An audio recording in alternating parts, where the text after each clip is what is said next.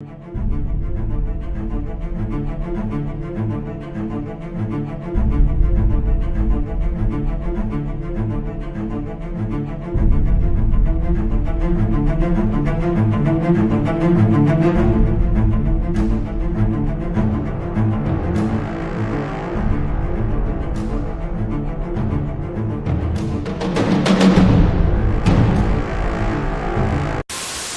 know some folks in our lives who we don't wish them ill will. They say crazy stuff. We're all like, well, you know, Uncle Joe, you know what happened to him. You know, it's okay. They're part of the family, but you don't give them serious responsibilities.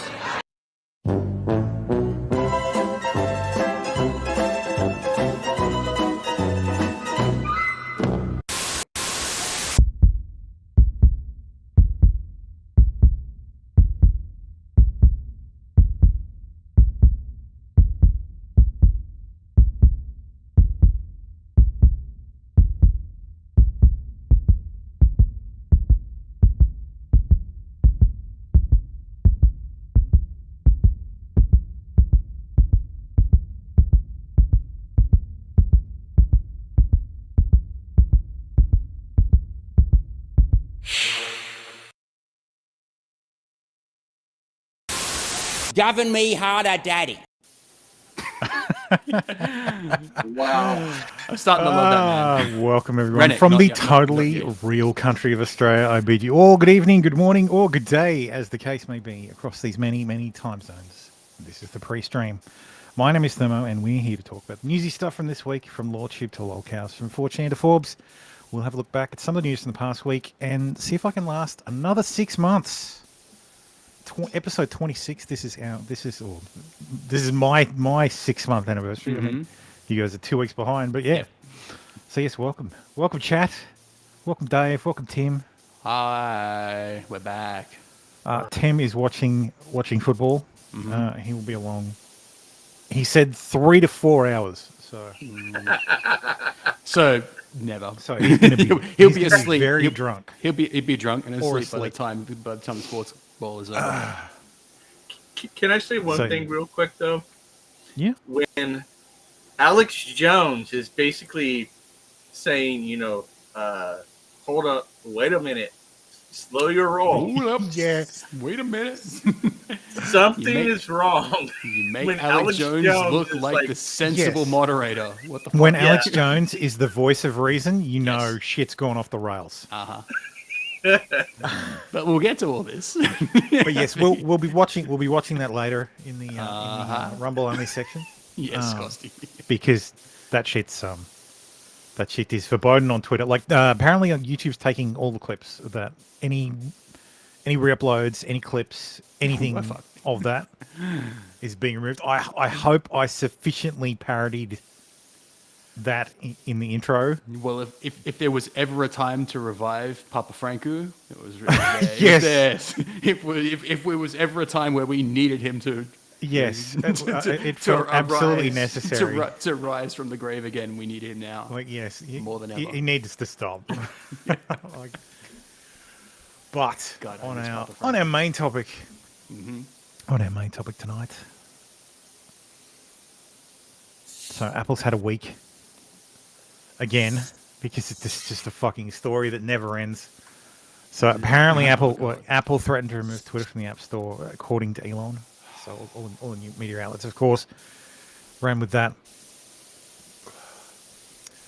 So here's Elon tweeting that Apple has threatened to withhold Twitter from its App Store, but they won't tell us why.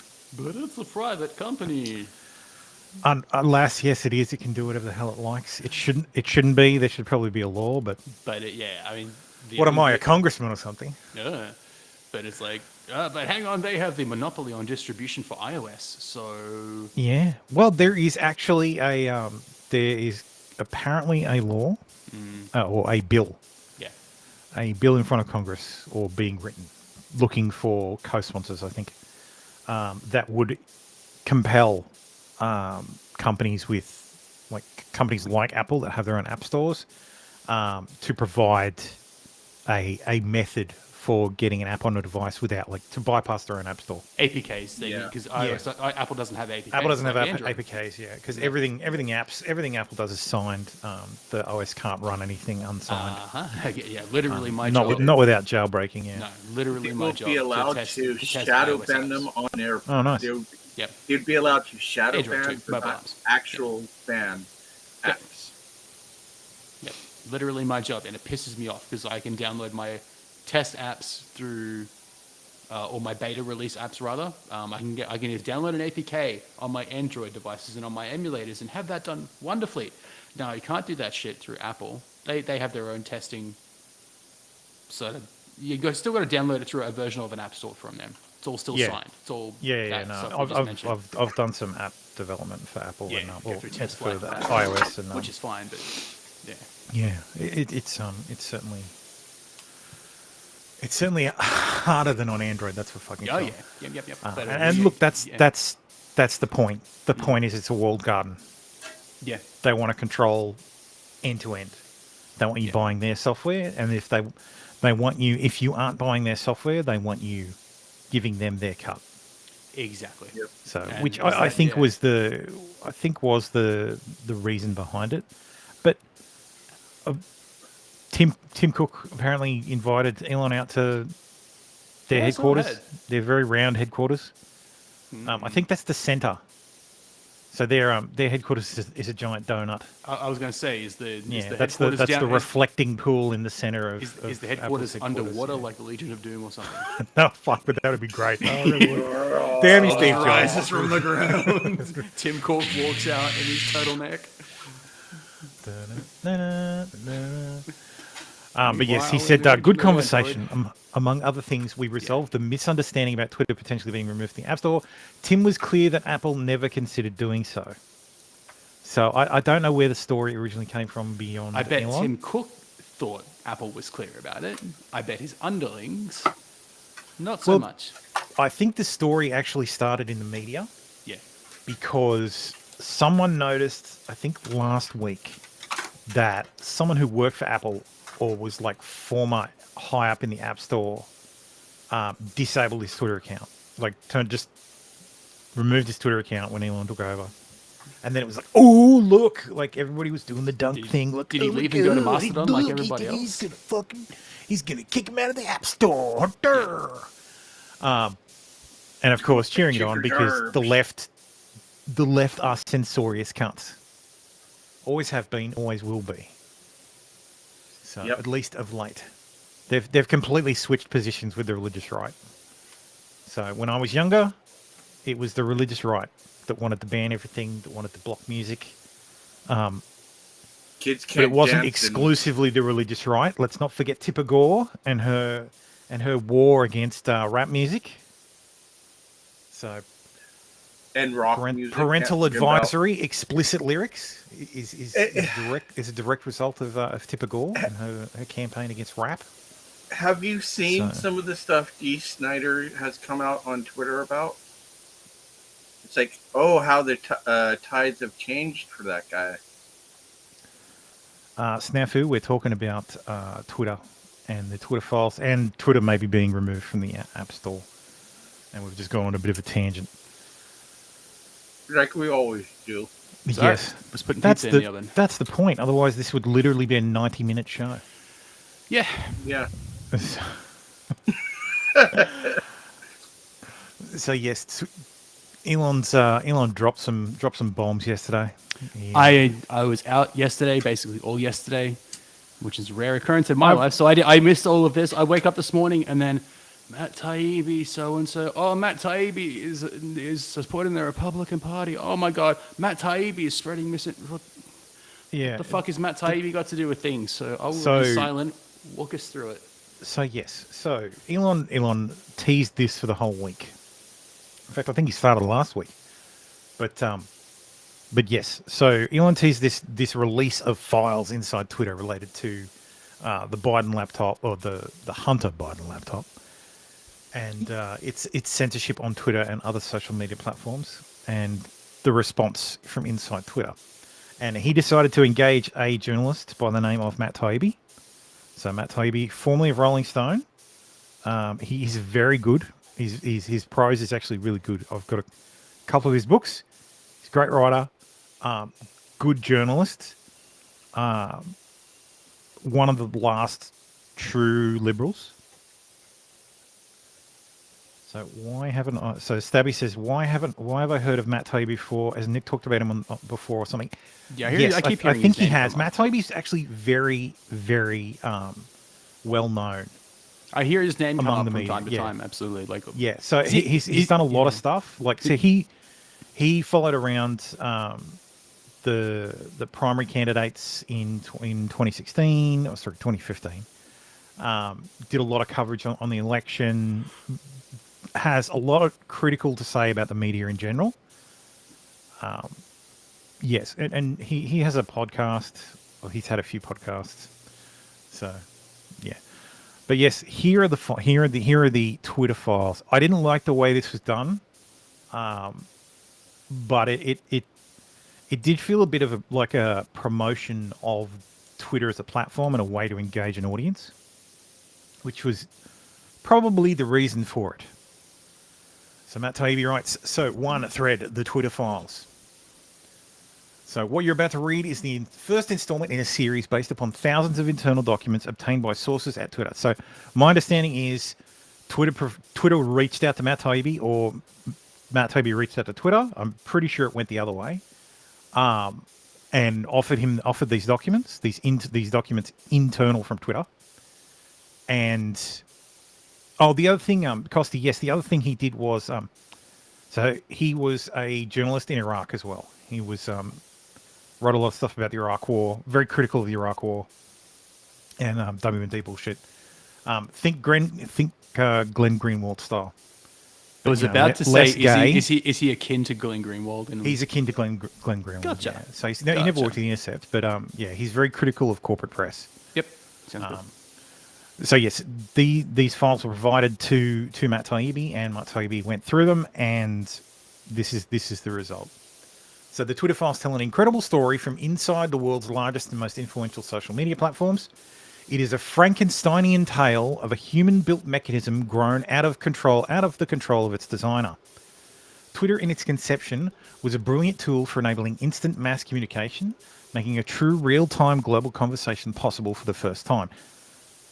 This is so the earliest form of Twitter. So there's a good video out there. I can't remember who did it. I watched it a couple of weeks back, and it was on the founding of Twitter.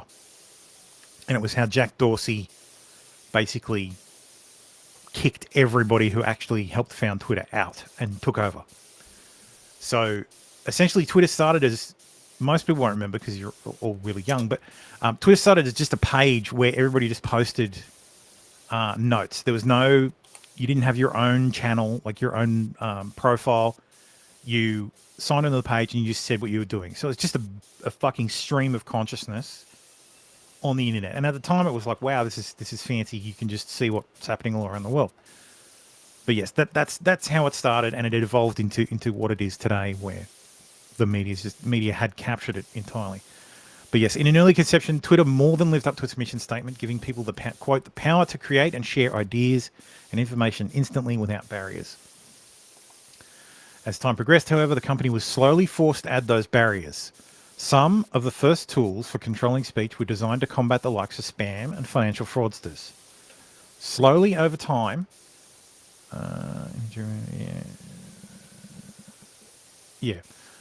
slowly over time, Twitter staff and executives began to find more and more uses for these tools.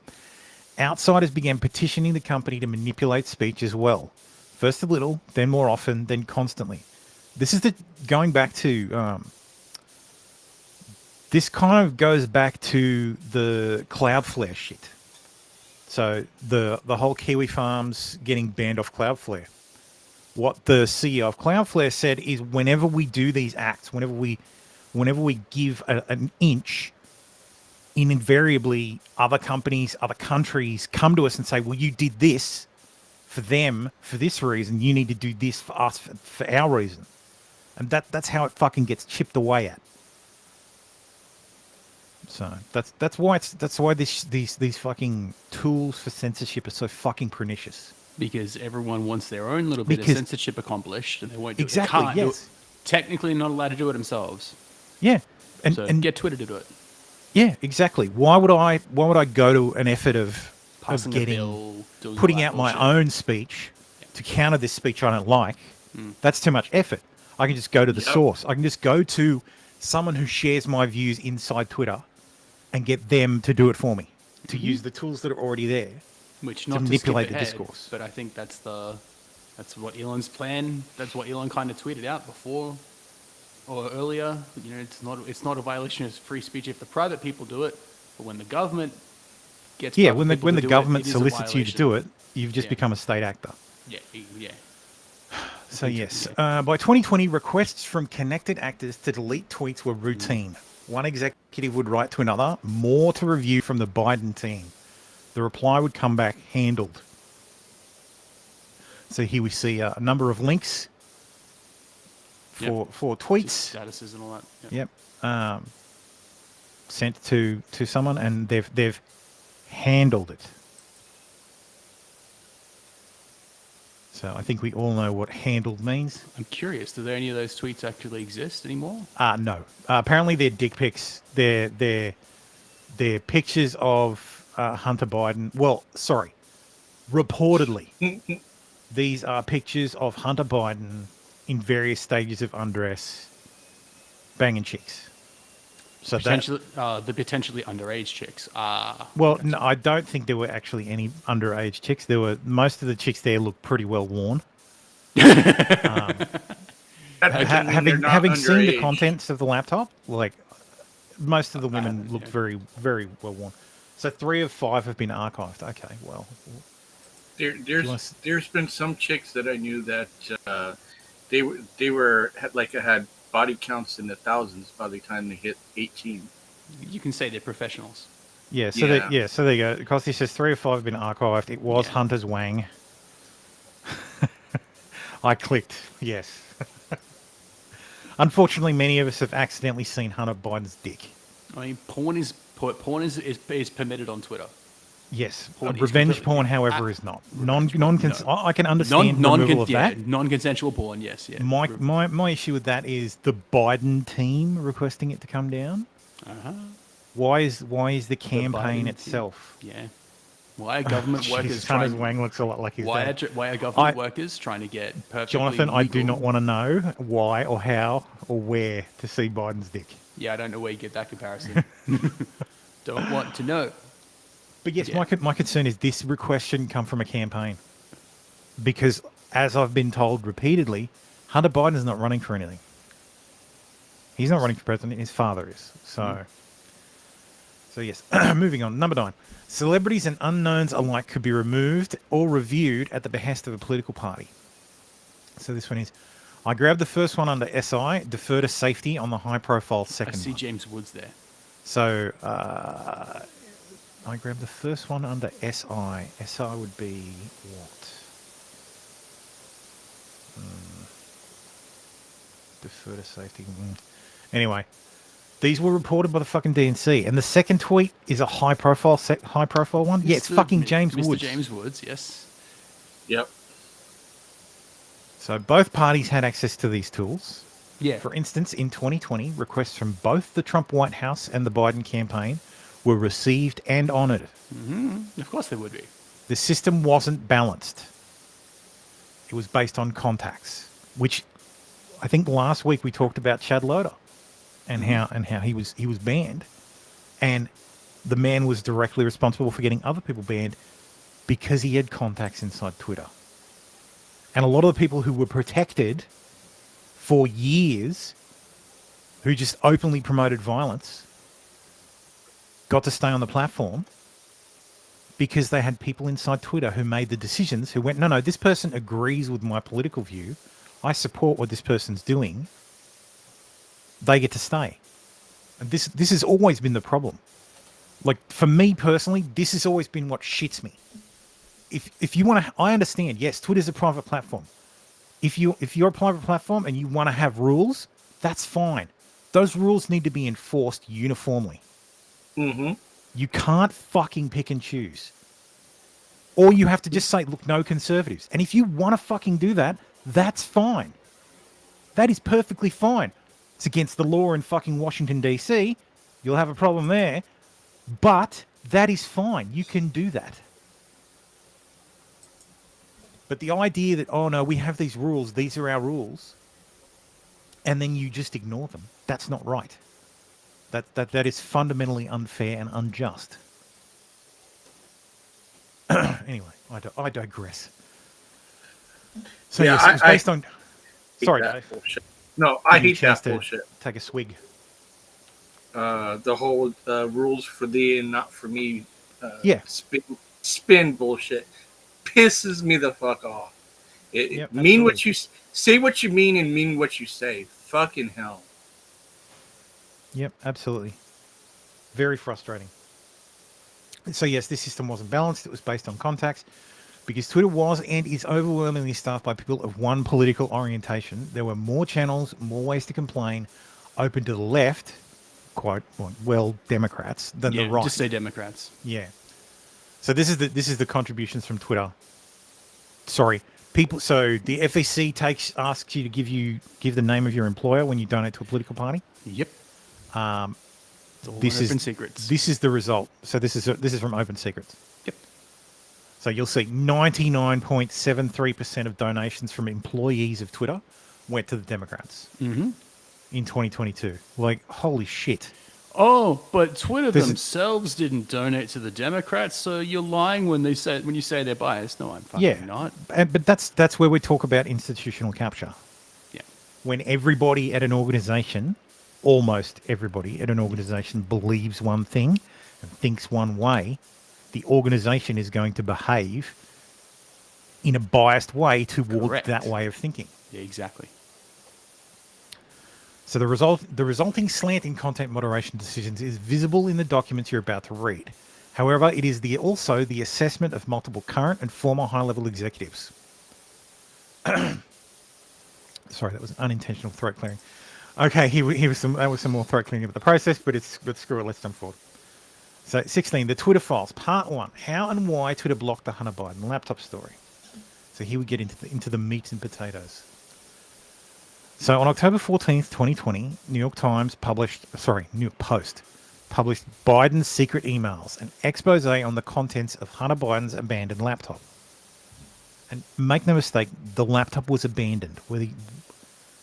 Absolutely abandoned. There is no circumstance, like there are very few circumstances where you can put something in for repair and then Come back months later. never and take fucking come back. Yeah.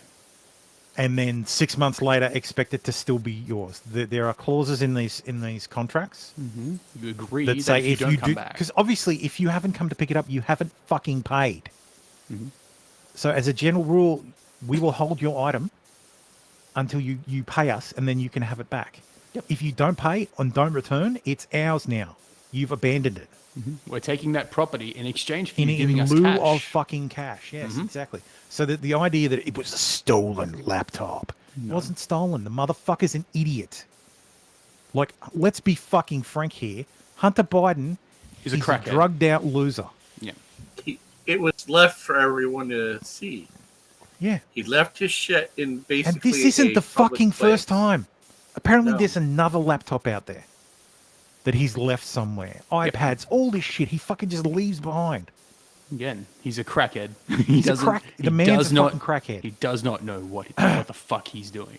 So Costi He's says, an entitled. how do we son know of it a was bitch. legit dropped off though? He signed the contract. There's a receipt and invoice. There's The business owner has the documentation. Yeah. Legit dropped it off at the repair shop Yeah. and He never dropped came it off back. the repair shop, yeah. And never came back. Yes, yes, Jonathan. His sister has a diary, so I don't know that that's in here. Yes, the But man you could fucking say threw that a gun. was not like- meant. He for threw a the- gun into a So- trash actually, can. no, sorry, that's not true. He didn't throw a gun anywhere. Sorry, his wife or he ex-wife had a or- gun in his house. Yeah. Not his wife.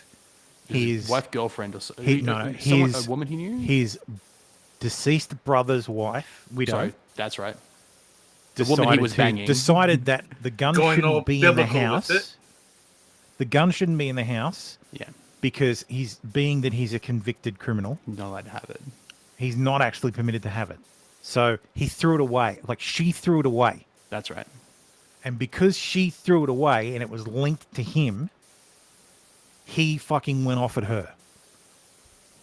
Yeah. So that's where some of the exchange from the laptop is. And Like, some of allegedly those it was exchanges thrown are into a in trash the can laptop. near a school or something. Yes, yeah.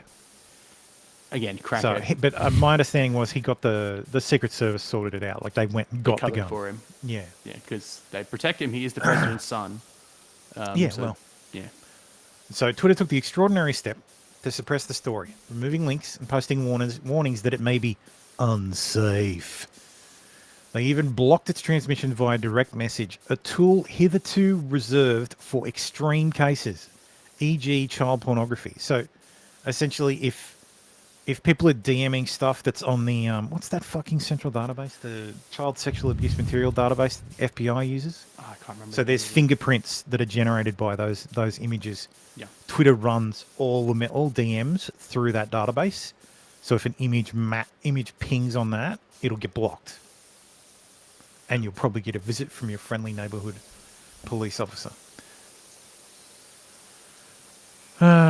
Yes, so the White House spokeswoman, Kayleigh McEnany, was locked out of her account for tweeting about the story, prompting a furious letter from Trump campaign staffer Mike Hahn, who seethed, quote, at least pretend to care for the next 20 days.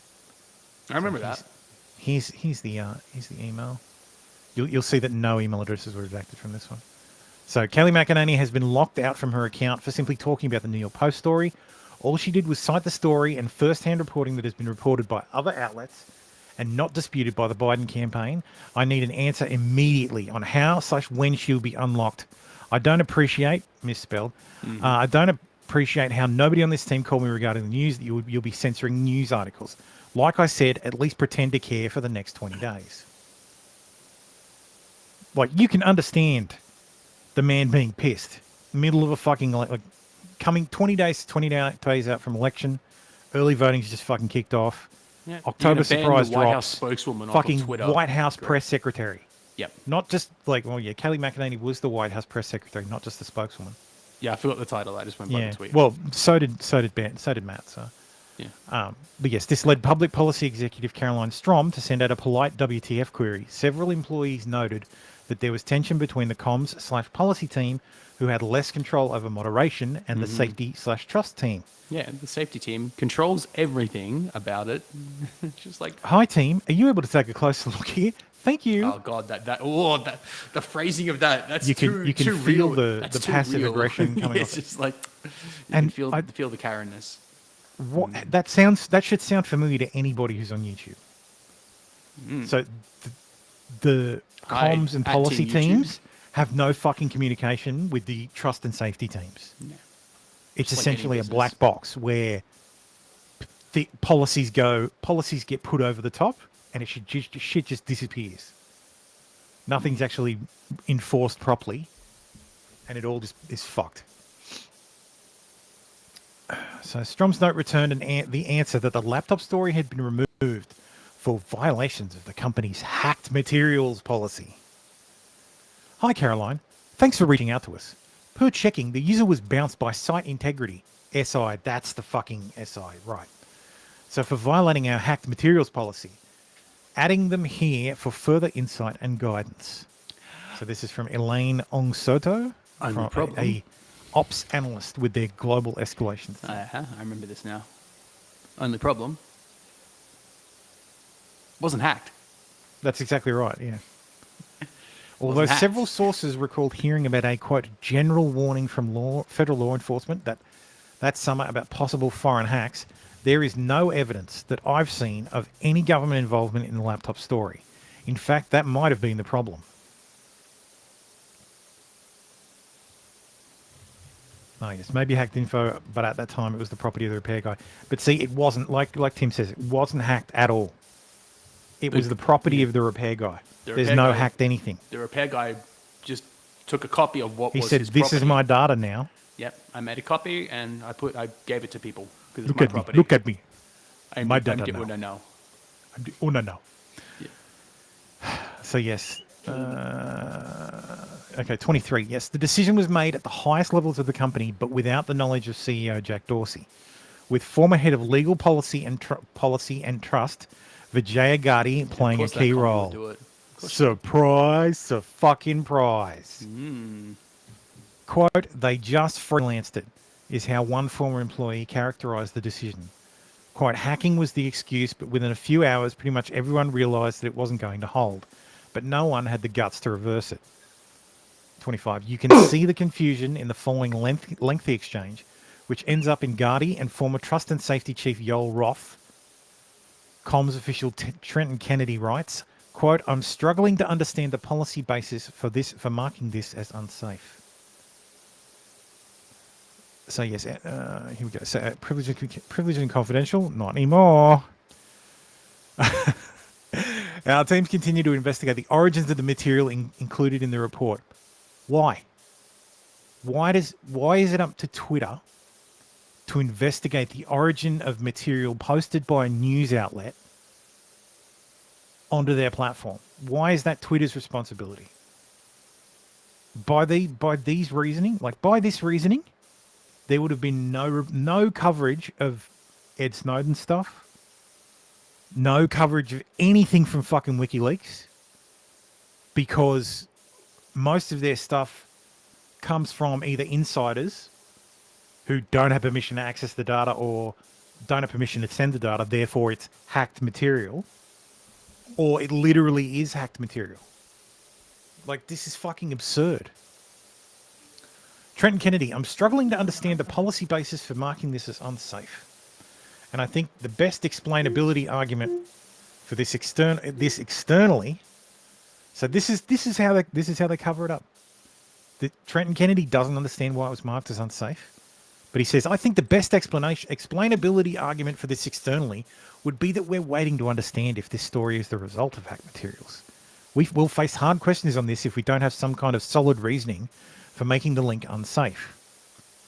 And then Katie Rosberg said, Trenton Kennedy's copied a whole bunch of people, and Katie Rosberg said, will we also mark similar stories as unsafe?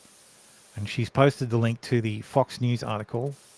Hunter Biden emails Senate Homeland Security Committee investigating hard drive laptop. So just a report on investigations into the laptop.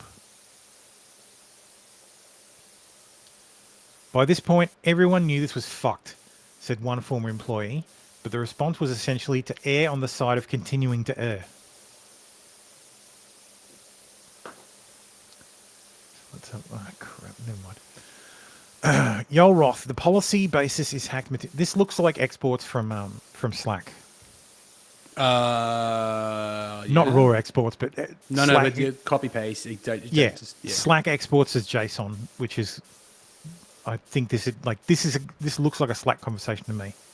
Yeah. Because here you see they're tagging people. So, but then again, they've got their own internal Twitter thing that they call Birdhouse. So this could be that as well. The policy basis is hacked materials, though, as discussed, this is an emerging situation where the facts remain unclear. Given the severe risks here and the lessons of 2016, we're erring on the side of including a warning and preventing this content from being amplified. Vijaya has asked, what is the warning that's coming up?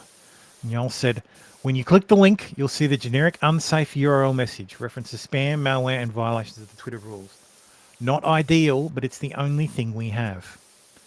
Ian Plunkett, whatever we do in the comms, this will become a bias claim for the Jack pre-hearing immediately.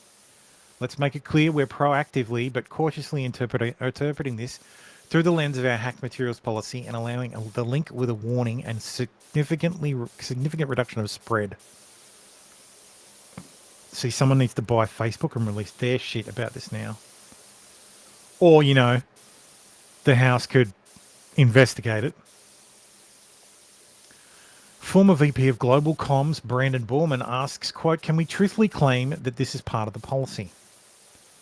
To Ian's point, can we truthfully claim this is part of the policy, i.e., As part of our approach to addressing potentially hacked materials, we are limiting visibility of related stories on Twitter while our investigation is ongoing. Like, this is just so fucking pernicious, man. Like, you can't give people like these tools like this. No, it's Because they're literally picking winners. Yeah. They're picking winners and losers. To which former Deputy General Counsel Jim Baker again seemed to advise staying the non-course because, quote-unquote, caution is warranted. Jim Baker. Privileged and confidential. Again, not anymore. I support the conclusion that we need more facts to assess whether the materials were hacked. At this stage, however, it's reasonable for us to assume that they may have been and that caution is warranted. Thank you. Sorry, my wife just bought me lunch. That's mine's the on the whole thing. stove. Sorry, Dave, what were you going to say? That's the whole fucking thing now. It's like, might have been hacked or we were hacked is the new. It's just a joke, bro. It's don't pay any attention. It's not real. Yeah, it's. But they go on to especially- say, they do go on to say in that next half of that paragraph, they do actually say, well, there's also evidence to suggest that this was consensual. Yes. So, Yeah. But I get what you're saying, Dave. Yeah, it's the first thing people say nowadays is, "Oh, I got hacked. Oh, I got Yeah, hacked." it's a lazy excuse. You make a fuck up and you say, "Oh, I got Yeah. hacked." Yeah, Like, you I post. was guilty of No, that. we'll when I say was you new to social post media. a photo of a bottle up your ass, and all of a sudden you've been hacked. Or you post pictures of your wife in a Just hypothetically. complete dental floss bikini from behind and say, "Oh no, I was hacked." Love you, Pope. To be fair, he hasn't said that, but I'm sure that'll come soon. Love you, Your Holiness. Yeah, it's a fundamental problem with tech companies and the content moderation. Many people in charge of speech know Share screen. / care little Share screen. about speech. Share screen. Oh, damn it. Thank you. Like, I can. why is, I'm why is in the Tim so co-host. big on my screen? Oh, wait. I'm in the co-host account. I can do this. It's just no. I'll let you do it. Hey, Tim, aren't you supposed to be watching the football? If you're watching football, how can you get closed captioning? How can you read closed captioning? I think he wants closed captioning so that he can watch it and the football. So yes, a fundamental problem with tech companies and content moderation. Many people in charge of speech know / care little about speech and have to be told the basics by outsiders. To wit, in one humorous exchange on day one, Democratic Congressman Ro Khanna reached out to Gardy to gently suggest she hop on the phone to talk about, quote, the backlash re-speech. Khanna was the only Democratic official I could find in the files who expressed concern. So here's Ro Khanna's email. Generating huge backlash on the Hill regarding speech. Happy to chat if you're up for it. I can't imagine why it would generate huge backlash. So Gardy replies quickly, immediately driving into the weeds of Twitter's policy, unaware Khanna is more worried about the Bill of Rights. Hi, Congressman Khanna. Thank you for reaching out, and we appreciate the heads up. We put out a clarifying thread of tweets earlier this evening explaining our policy around the positive posting of private information and linking directly to hacked materials. The press secretary's account was not permanently suspended. We requested that she delete the tweet containing materials that is in violation of our rules, and her account is restricted until she complies. I'd be happy to jump on the phone if helpful. My team in DC, Jessica and Lauren, are copied here and are available to discuss. How the fuck can you be so fucking stupid? Like, this is a congressman telling you, hey, you're going to have a free speech issue. And the lawyer replies, oh, no, it's fine. Like, completely misses the fucking point. Khanna tries to reroute the conversation to the First Amendment, mention of which is generally hard to find in these files. Ro Khanna to Vijay Gunner. Okay, hope you're well, VJ. But this seems to be a violation of First Amendment principles. If there's a hack of classified information or other information that could expose a serious war crime and the New York Times was to publish it, I think the New York Times should have that right. A journalist should not be held accountable for the illegal actions of the source unless they are actively aided in the hack. So to restrict the distribution of that material, especially regarding a presidential candidate, seems not in the keeping of the principles of New York Times v. Sullivan. I don't know that. I don't know that hacked material has anything to do with New York Times v. Sullivan, but okay. I say this is a total Biden. Sorry, He's showing his I was just pizza. flashing the camera with Oh, okay. with my actual homemade CP. My actual CP. What? Cheese pizza. Cheese pizza, right, okay. Lunchtime. Yeah. Don't Sorry. scare me like that. I say this is a total Biden partisan and convinced that he didn't do anything wrong. But the story now has become more about censorship than relatively innocuous emails. And it's become a bigger deal than it would also have been. It also is now leading to serious effects to curtail Section 230, many of which would have been a mistake. I believe Twitter itself should curtail... So when Vijaya gets this email and sees this part, curtail Section 230, her sphincter should have puckered very hard. So I believe Twitter itself should curtail what it recommends or puts in the news trending news, and your policy against QAnon groups is all good. It's a hard balance. But in the heat of a presidential campaign, restricting dissemination of newspaper articles, even if New York Post is far right, it's not, seems like it will invite more backlash than it will do good. Oh, it's a Murdoch rag. It's got to be far right. Yeah, well, it doesn't agree with the fucking New York Times or the Washington Exactly. Post. It must be far right. Yeah, Alexander Hamilton was a fucking far right extremist. Well, Please keep this communication between just us and Jack, and no need to CC the team or for them. Just wanted to offer my 2 cents. I just want to point out, Ro Khanna comes off as like a bro here. Like, Ro Khanna is the only one who comes off well. He's like, hey, wait a minute. Isn't he? Well, he's a I know the name. Ro Khanna's a California Democrat. He's Progressive Caucus. That's right. One of the Bernie supporters. He's got a point. He was what I would say is a good bloke. Yeah. Yes, so I think he comes off really well in that his concern is the Bill of Rights. Mm-hmm. And of course, not just the Bill of Rights, the future. The idea that you've done this now, that's it. The floodgates are open. And I have to bring it up, what Ro was saying about, or Kana rather, whatever his name is. What he was saying Ro about Khanna, Ro Khanna, yeah. Oh, sorry, yeah, Kana, Mr. Kana. What he was saying about the illegal actions of the source, that's literally what Project Veritas is going through with Ashley Biden's diary. It's the same shit. That buyer, because they've been accused of theft or publishing ill-gain materials gotten through. They didn't publish it. No, sorry, about acquiring it and Yeah. having it, and then people are calling for Project Veritas to be prosecuted for theft, and it's like, hang on, no, someone else got a hold of this diary. We simply received it, chose not to publish it because chose not to follow through with it, and handed it back. They received materials that were obtained illegally, ostensibly. So the Pentagon Papers, the fucking everything Assange has done. Yeah, Snowden, it would all fall under this fucking hacked materials policy. Like, absurd. So, and where does it end? Is it classified material policy? All right, well there goes for the lefties. There goes the Ukraine phone call. Ooh. Can't talk about it. It's classified. Can't fucking share the link on social media. Like, if you think this shit won't be used against you, think again. Look who owns Twitter now. Think it's not going to be used against you? The evil right-winger Elon Musk. Now, Elon's probably not going to use it against you. Yeah. But maybe the king of Saudi Arabia might. Maybe Private company. Russia. Elon can sell it to whoever the fuck he likes. What happens if Elon sells the company? Yeah. What happens if Jeff Bezos gets in charge? Or no, I take that back. What happens if Bill Gates buys out Twitter? No more COVID denial anything. Yep. You'll have to get the vaccine in order to be able to use Twitter. Yeah, you got to show your vaccine passport.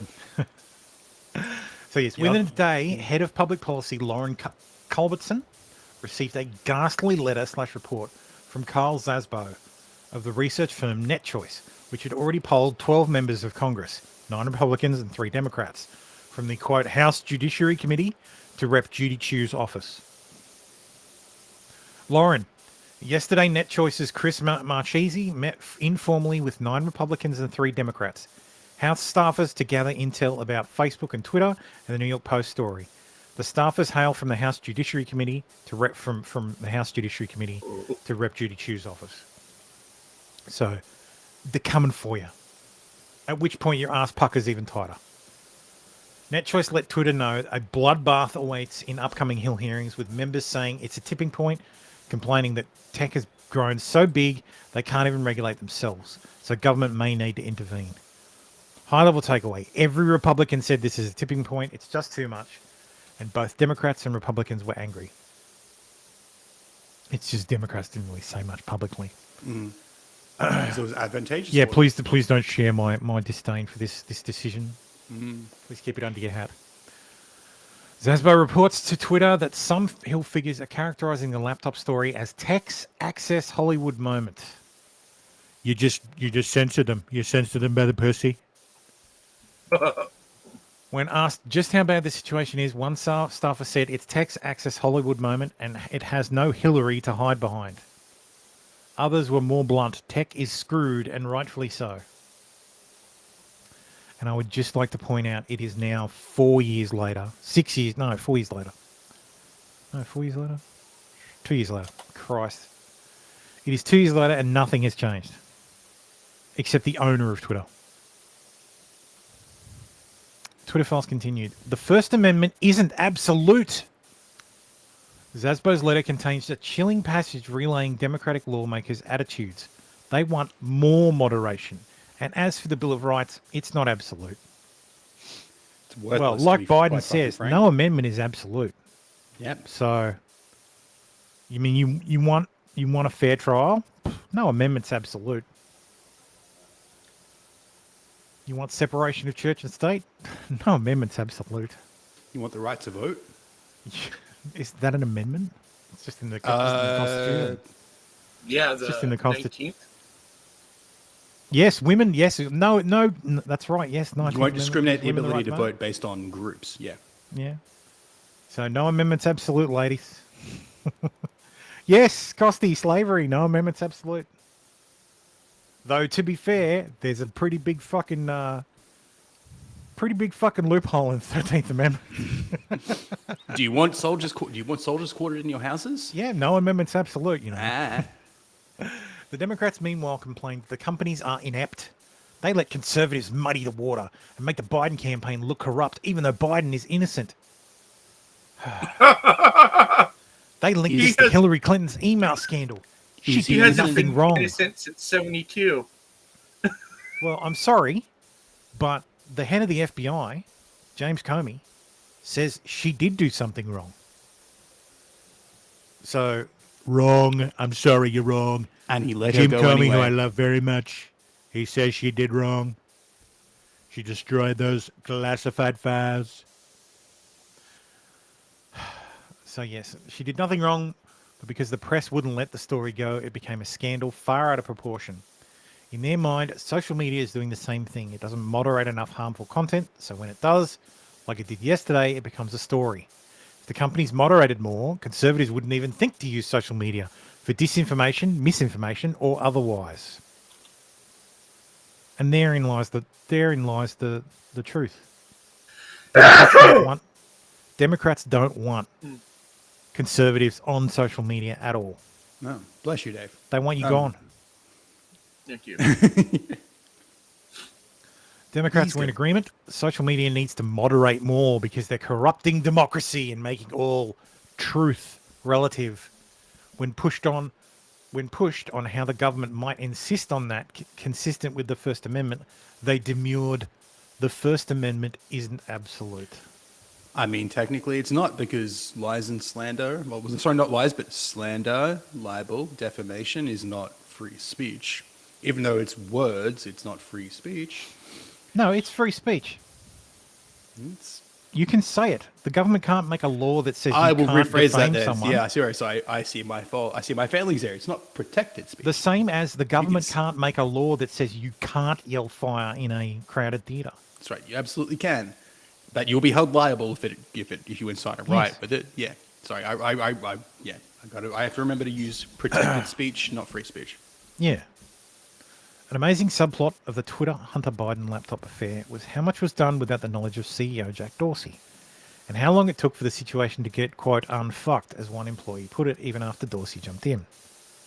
I don't know why that one was deleted. There are multiple instances in the files of Dorsey intervening to question suspensions and other moderation actions for accounts across the political spectrum.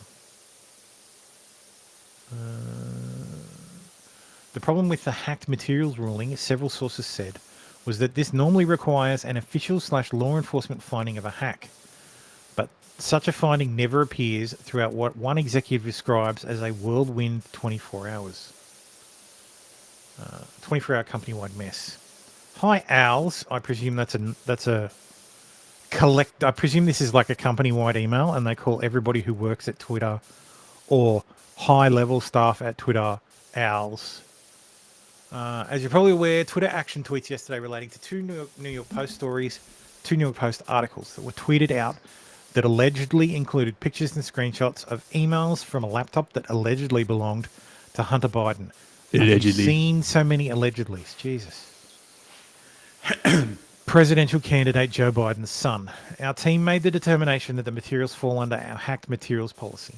In addition to sharing personal information, so links were actioned, as you may know. This existing policy framework was launched in 2018 to mitigate real-time harm based on hacks and leak scenarios coming out of the 2016 election. Yes, Owls cringe. Everything they do internally is cringe. Or was cringe.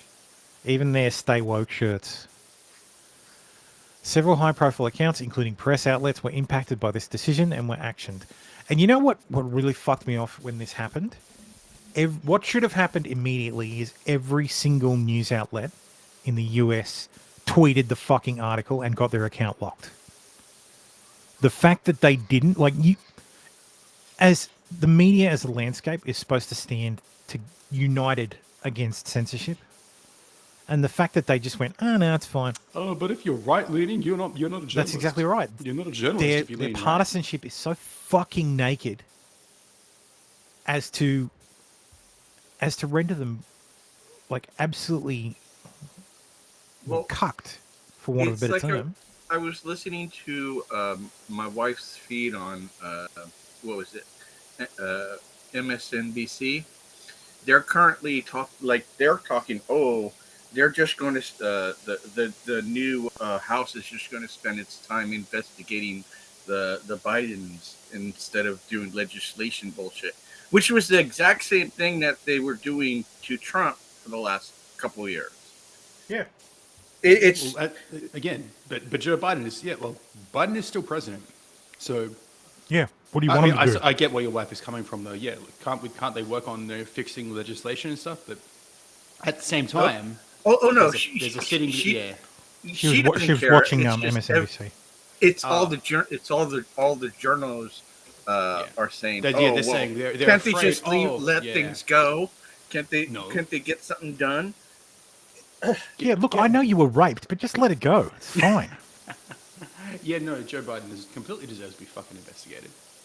And let's be real, do we really want more? Sorry, I'm not American, but do Americans really want more legislation being pushed right now? Yeah. Sorry, excuse me. Isn't it time to pull the brakes on that for a bit? Stop trying to push all this stuff through. Yeah, push all the puss. Yeah, get back to push and puss. Do it for the country. Yeah.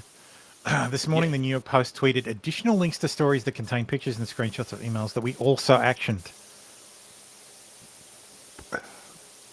Teams determined that a Trump campaign tweet that previously was actioned for containing PPI would not be reactioned when it was retweeted without the PII blurred. I know there are questions that you probably have and are also probably getting a lot of incoming from stakeholders, government, academics, civil society, etc. The last 24 hours has certainly been a whirlwind with lots of curves and unknowns, and we fully expect that the issues surrounding this matter will continue to swirl in the coming days. So thank you to everyone for your patience. Fuck these people.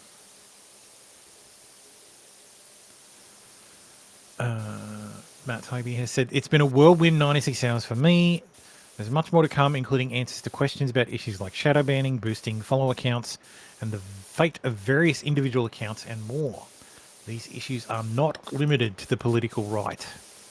Good night, everyone. Thanks to those who picked up the phone in the last few days. So yes, that's the part one of the Twitter files. I don't know that there was more. Elon did do a Q&A on what's their shitty voice platform? I can't remember what it's On called. Twitter Spaces. That's it. Yeah. He did a Twitter Space with a Q&A about it. I only listened to a bit of it. I couldn't handle it. I've only used Spaces once. It's garbage. Elb was going to clip it for me and send me the link, Yeah. but she's at work. What else? So yes. So yes, the Hodge twins pointed out that remember when the 50 plus intelligence community officials, including former directors of the CIA, NSA, National Intel, and all came together lying about Hunter's laptop being Russian disinformation. Pepperidge Farm, remember this? So I remember Collusion, Pepperidge Farms collusion. remembers. Collusion. Well, Anyway. They did what they normally do. The media, the corporate press did exactly what they always do, and they attacked the messenger rather than answering what was in. Like there was a lot of equivocating. Oh, this doesn't mean anything. This means nothing. So yes, Glenn Greenwald, the sleazy pro-censorship pack of liberal employees of media corporations united last night to attack Matt Taibbi as they do to any journalist who breaks a real story about real power centers, and because they were so desperate to discredit it, showed what they are. Watching some of the most famous. So Chris Hayes here from MSNBC, watching the most famous, powerful, and richest men red pill themselves into disaster. Pretty wild. Whatever. Not for nothing, but so far everything revealed here is basically exactly what has been known for nearly 2 years, and is basically how these kind of decisions always work. Oh, I so mean, you knew why this the build-up the to whole reveal time, this? You knew that the media was colluding. Yeah, of course. I with work each in the other. media. For the last 2 years, you knew Media this the whole matters time. for America. MMA, Masnick. Like, Mike Masnick, that's his. Mike Masnick. That's his I actual am name. Masnick. Oh, never mind. He could be working. I don't know. Maybe he works with media. Who knows? I don't care. Who gives a fuck? It's media man. He's a corporate shell. Yeah. So is Ben Collins. So yes, Matt Taibbi tells his readers that he had to agree to certain conditions to do the Hunter Biden laptop thread for Musk. Oh, So- Justin Barragan. Oh, isn't he from Kotaku or Polygon or something? Probably, yeah. Some gay shit. To leap to political contributions is the reason the right was more often reported for rule breaking is just as bad reasoning and bad reporting. Good thing this guy doesn't have an editor. Fuck off. Like, The company. these people are is- regular people and private citizens doing regular comms work and asking good questions. Unbelievable hack stuff here. Fuck you, Ben Collins. Breaking Twitter removed some nude photos of a guy that were posted without his consent. The He horror. doesn't- Subscribe to my doesn't Substack. matter. He doesn't need consent. So, and again, that's, oh, look, I will attack one thing. They can't attack the whole portion and the meat of it, so they just attack the one thing. Yeah. Oh, can you believe he's just doing regular like this is just an individual. Oh, this is just removing some nudes. Yeah, well, fucking hell. And that current person handling content moderation at Twitter has proven by his actions on the platform to be a far-right extremist. Oh, right. So Elon Musk is a far-right extremist. well, Elon Musk paid $44 billion to discover what we already knew. Content moderation is messy and involves whole teams with a range of viewpoints trying to appease different political factions. Where was the different political faction? yeah, I don't see anything. There was trying to appease zero. people. Every single bit of that communications was how do we keep this suppressed and cover our ass? Yeah. It wasn't, should we be doing this? Oh, it was, no, how do we keep doing this? Oh, we'll use the hacked materials policy. Oh, okay. Like, none of this was about fucking, just ordinary people trying to make their way in the rough and tumble world of content moderation. Like, fuck you pricks. The entire idea of content moderation is fucking newspeak. Call it what it is. You're fucking censors. You're the fucking Department of Censorship. He then gave leaks to a Substack man to present it as a blockbuster. Ooh, shots fired on fucking, what's her fucking name? Taylor Lorenz, who's a Substack girl. Yes, I like how the government is strong-arming him on Twitter. Yeah, exactly. Oh, They'll find something to get him for. They literally said the that. government didn't strong arm Twitter at all. The government didn't make Twitter do anything. What Elon Musk's Twitter files have revealed so far is that content moderation at Twitter was being decided by a team of people with differing viewpoints. What differing viewpoints? Yeah, literally. There was unanimity there. The Yeah. only fucking equivocation was, "Ooh, we might get in trouble." No, there was very only little person who raised a concern fucking was pushback, Rokana. if anything at all. Rokana was Rokana's the one who's only- like, "Hey, I love you guys. who doesn't even I don't work want to for have to Twitter. fucking do shit. Yeah. How about we not fucking maybe have a look at this?" Hmm. Now it's being decided by the richest man on earth with an axe to grind against one political party. A true scandal. Fuck Yeah, you, how Ben. does it fucking feel? You know what? Private fucking company, kick that piece of shit off. How come they If you all have don't the like fucking it, blue don't be tick still? there. Fucking A. Why is this? Come on, fucking Elon. Verified because it's notable in government. Verify because it's notable. No. Put that fucking official there and get rid of their fucking blue checks. Make those bitches pony up some fucking money. That's Glenn Greenwald. I don't care. $8. Glenn Greenwald can afford $8 to fucking Sorry, get a blue tick. I see what you're saying. Where's my he said he was going to get rid. Yeah, he Yeah. said he was going to get rid of the legacy checks. He fucking Yeah. better Yeah, because it's fucking shitting me. yeah. So I'm not giving him $8 Fuck because I don't give a fuck. So me on here with the 27 most embarrassing reactions to Taibbi's thread about Twitter censoring Hunter Biden's tweets. Oh, so you admit that so Caleb, you admit that they censored. Yeah. You admit it in the fucking headline. Okay. Well, this is shitting on people like Ben Collins. Hang on. I assumed. Imagine throwing it all away. PR work for the richest person in the world. Humiliating shit. Imagine volunteering to do online PR work for the richest man on a Friday night. Something's really familiar about all these. The world's richest man. The world's richest man. The world's richest man. PR. The world's From calling closing Goldman in. Sacks a The walls vampire are squid to closing giving in. free PR to the world's richest billionaire. Man, what a career journey. The vaccine will keep you safe. The walls are closing in. The world's richest man. Jason That's Schreier, democracy. fuck you, man. Go back to fucking reviewing Jason games. Schreier is not a journalist. Let's just be fucking clear. He's a video games industry insider who Yes. has lots of contacts, Has who can nothing only to- write because he has an editor. That's right. He's not. Anyone Editors can are call great, themselves not a just because they journalist, make but your in work practice sharper, he's because you not. can ask them things like, "Hey, should I be doing PR work for the richest man on the planet?" And they'll say, "Nah." Yeah, Isn't it funny Yeah. how they all seem to hit the same notes? PR work. World's richest man. PR work. Let's have a PR fucking work. look, shall we? Let's have a fucking butcher's hook. Hang on, Hashtag PR work. Let me go back because this is a new tab, so that's Excuse fine. me. Let's go PR work for the world's richest man. Oh, is that even auto-populated? Bleep bloop. Yeah. NPC. PR hand for the online. world's richest man. PR for the world's richest man. PR for the world's richest man. PR for the world's richest man. PR for the world's richest man. Reply That's how you went to- bots. PR to the engaged. world's richest man. PR for the world's richest man. PR for the world's richest man. Yeah, absolutely. This is humiliating shit, Ben Collins. The shit you do every fucking day.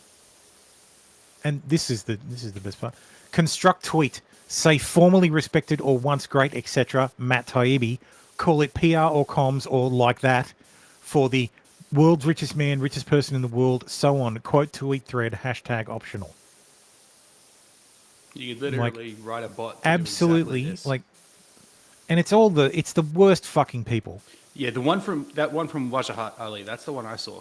Yeah. That's the only one. What a I knew sad, about this. disgraceful downfall. I swear, kids, he did good work back in the day. Should be a cautionary tale for everyone.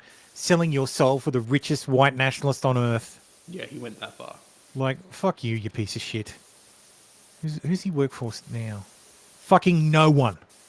No Elon one. Musk. Mr. fucking Proton Mail account. So you could. He's on Mastodon, so you know he's a journalist. Yeah, exactly. Same with D. Madigan. Fuck that bitch too.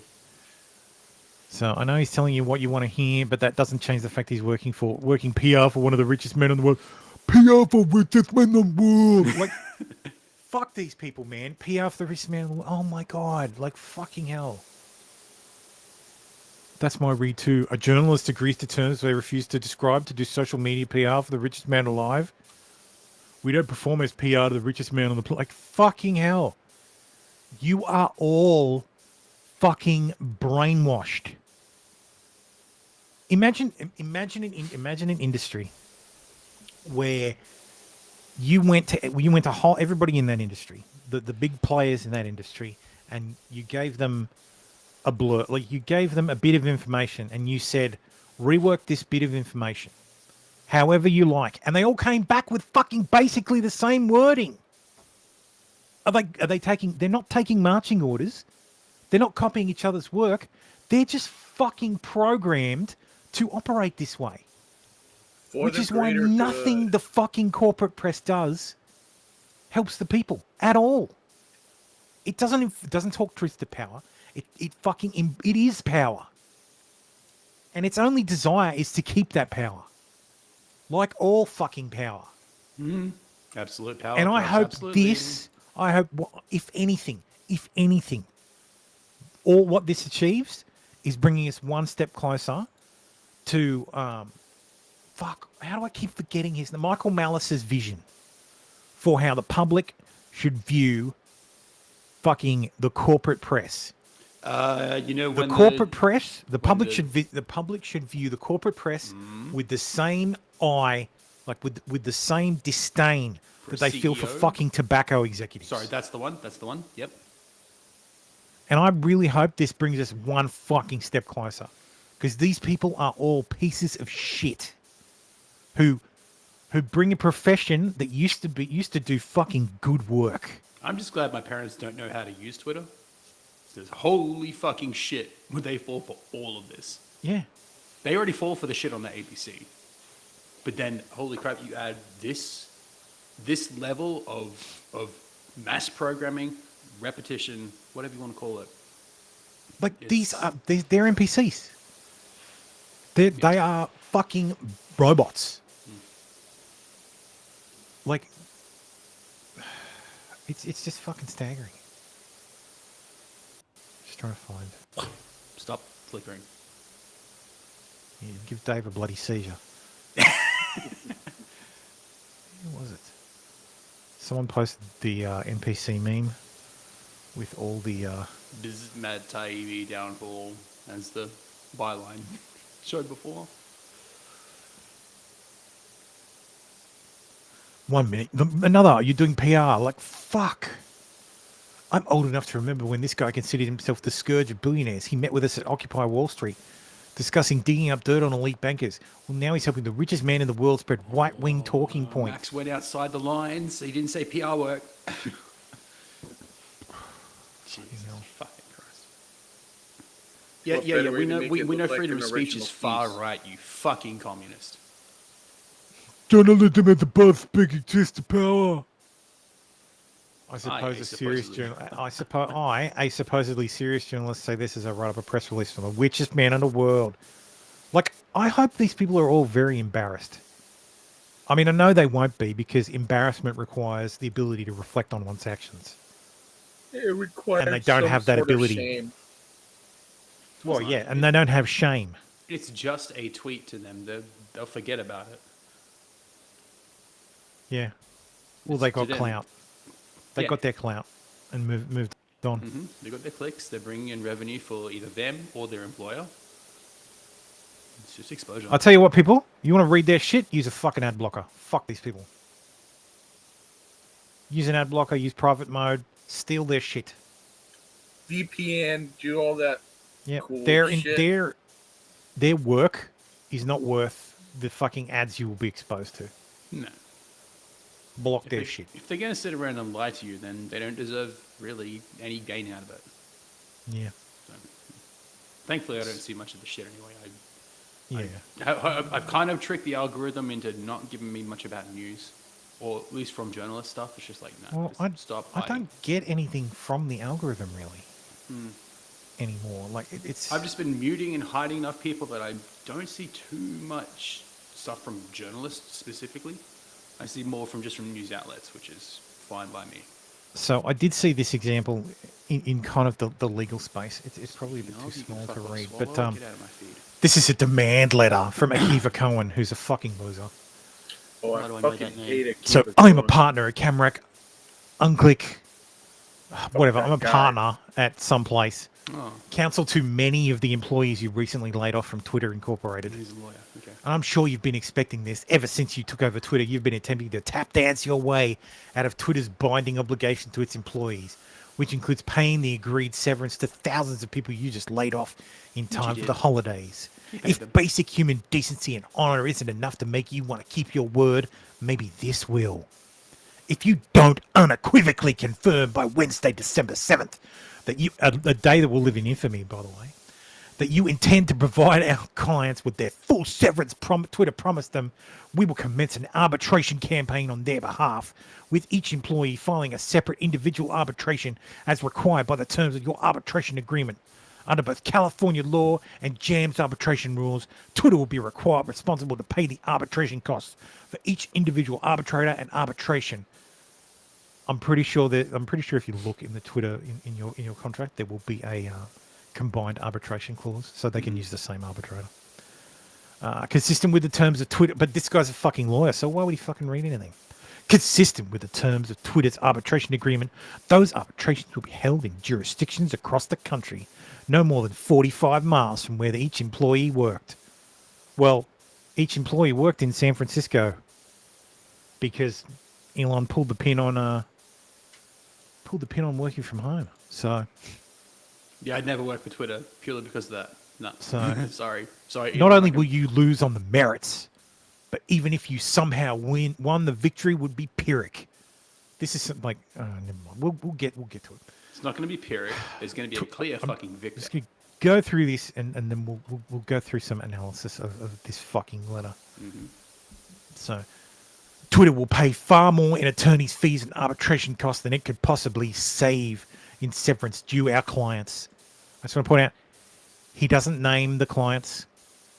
He doesn't indicate exactly. So he says, we currently represent 22. Name them. Arbitration for 22 employees. How will I fucking survive? What a fucking loser. With several hundred more who are still choosing among the various firms. Whatever. Twitter will pay far more in attorney's fees and arbitrations cost than it could possibly save in severance. And to be clear, Elon, you will lose, and you know it. In section 6.9, nice.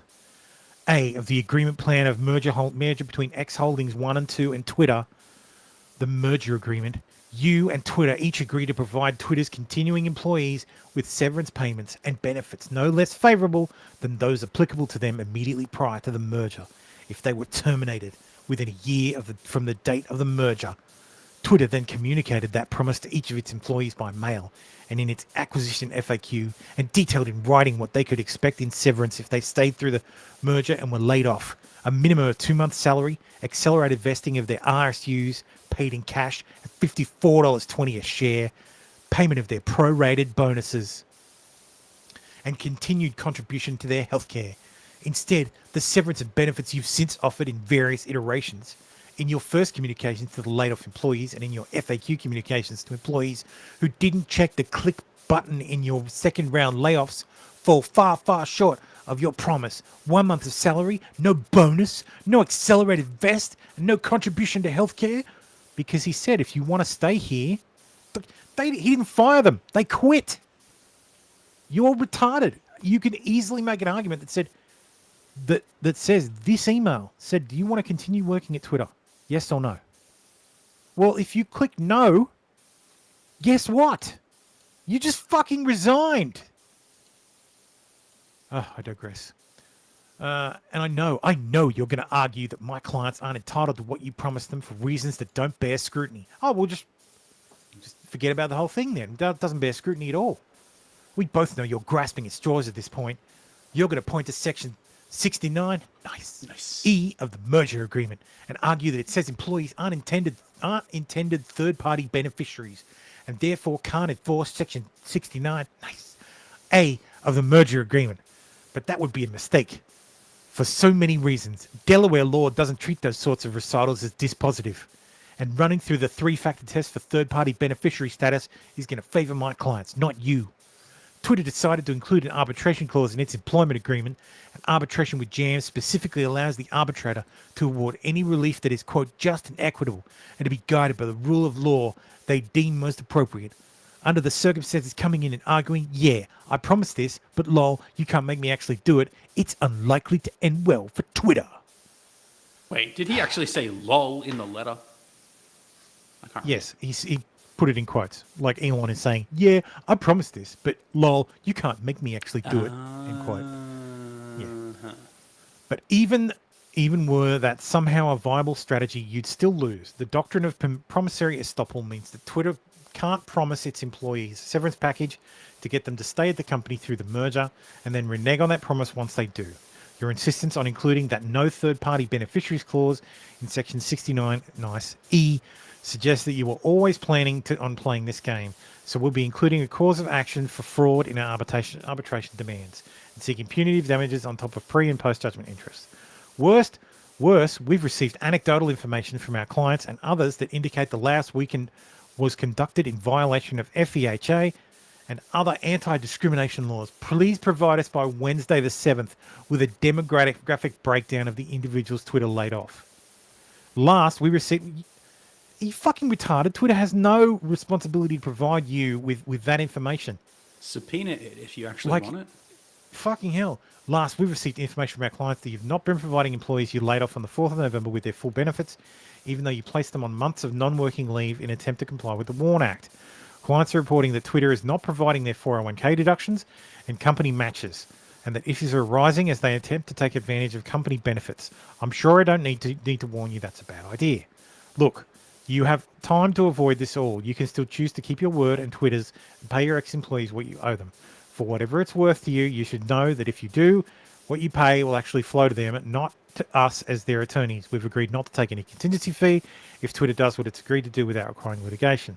Or you could double down on breaking your word, screw over your ex-employees, and head into the holidays. If so, deposing you will be a joy, and you should be aware that Washington law, among others, will allow us to obtain an award against you personally and not just Twitter the company. We're not holding our breath, but I hope you'll do what's right and keep your word either way. Either way, we'll be ready. If you'd like to reach me to discuss, you have my contact information. Akiva Cohen, giant douchebag. So, of course, a litany of lawyers, Twitter lawyers, this is the best. This is amazing. Oh, fantastic. All fucking jerking themselves off. Oh, we're going to sue Elon for over how amazing this fucking letter is. Yeah. Actual lawyers. So, a lesson in how not to write such a letter. This is perhaps one of the worst examples of professional writing I have ever seen, and in this thread I will explain why. This is a demand letter. A letter attorney sent to, demand things on behalf of their clients. We demand you cease and resist and stop saying shit. Yes. The first issue with it is, of course, the inane chest beating and jocularity. There's no need to go into that. There's no need to go into it in detail. It's unprofessional and pointless. People paid to read demand letters don't care if the author thinks they will lose, as he pointlessly italicizes. We're going to cream you, nerd. Yeah, we'll get you, nerd. There are, however, numerous failings that are even more important than the verbiage. Like, for example, who does the attorney represent? He represents, quote, many of the laid-off employees. Which ones? Who knows? How many? Well, somewhere between 22 and several hundred. That's a problem, because you can't actually settle the claims of a person whose name you don't know. And what does Mr. Cohen want for his clients? Apparently he wants Musk to unequivocally confirm that Musk intends to provide his clients with the full severance Twitter promised them. Who are his clients? What does the confirmation need to look like? What if Musk sends Mr. Cohen a letter in writing that simply says, quote, Twitter intends to abide by its legally binding obligations and to the extent it confirms it will provide your clients with the full severance due to them. So Mr. Cohen made an offer and Musk accepted. And that confirmation says what? That Twitter will do what it's legally obligated to do. Something it has to do anyway. Congrats, you've gained nothing except another headache when it goes to make claims against Twitter and they point out that you've settled per your own terms. Now let's look at the date. It was emailed on December 1st and expects an answer 6 days later. Completely unreasonable. What if Musk is on vacation? What if Spiro is on vacation? What if they write back and say, which employees do you represent? By giving Musk less than a week, you give him no chance to actually settle. But, you say, Musk will never settle. Even if you think so, you've now given him an excuse not to, and you've made yourself seem unreasonable as he is. Next, he not so subtly hints that he's going to use litigation costs as a weapon against Twitter. It's one thing to do that, especially hoisting them on their own petard that is an arbitration agreement.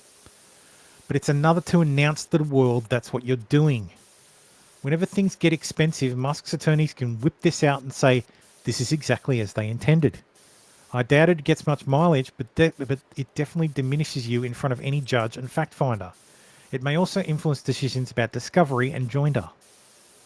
Next, it makes utterly ridiculous statements like including no third-party beneficiaries language in contracts. I think he means stating no third-party beneficiaries language in contracts is nefarious, instead of being standard to the point of being boilerplate. Next, it makes pointless factual assertions like we've received anecdotal information. The layoff violated the FEHA and other anti-discrimination laws. Oh, you have anecdotes. That's cute. Yeah. This is downright idiotic to include.